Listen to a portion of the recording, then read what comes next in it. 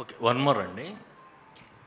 కల్కిలో మీ పాత్ర చిన్నదైనా కానీ మీరు చేస్తున్నారనేసరికి ఇమేజ్ పెరిగిపోయింది, మూవీ ఇమేజ్ పెరిగిపోయింది. సేమ్ భారతీయుడు 2లో కూడా ఇప్పటివరకు వచ్చిన న్యూస్ ప్రకారం మీ టైం స్పేస్ తక్కువ, 3లో ఎక్కువ ఉంటుందనేది. ఈ పాన్ ఇండియా సినిమాలకి మీ ఇమేజ్ అడ్వాంటేజ్ అవుతోంది, కానీ మీరు స్పేస్ తక్కువ ఉంటుంది అనే దానికి ఏంటి సమాధానం?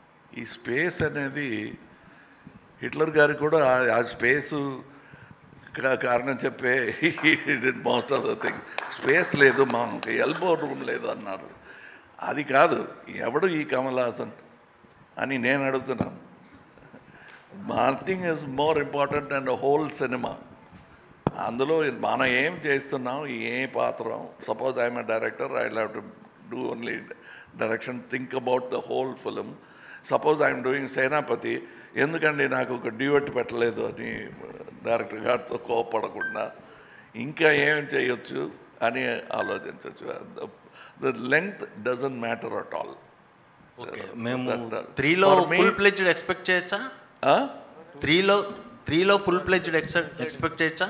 సార్ 3 గురించి డైరెక్టర్ గారు మాట్లాడడం బెటర్. అది కాదు, అది నిజం కాదు.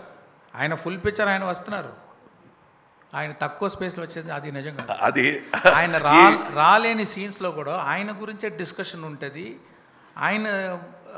ఆయన బట్టి సరౌండ్ జరుగుతుంది అన్నీ. అది నిజం కాదు.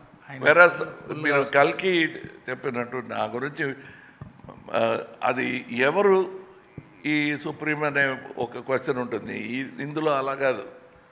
భారతీయుడు అంటే from scene 1 it is talking about me. Kamal గారు, శంకర్ గారు, బయట ప్రపంచంలో ఇలాంటి ప్రశ్నలు లేవు. ఏంటి ఆయన కొంతసేపు వస్తారని ఎవరు చెప్పలేదు. ఈ ఒక మనిషికి వచ్చింది ఆ డౌట్. సో ఆ ఒక మనిషిని మనం బయటకు వెళ్ళి సమాధానం చెప్దాం ప్లీజ్.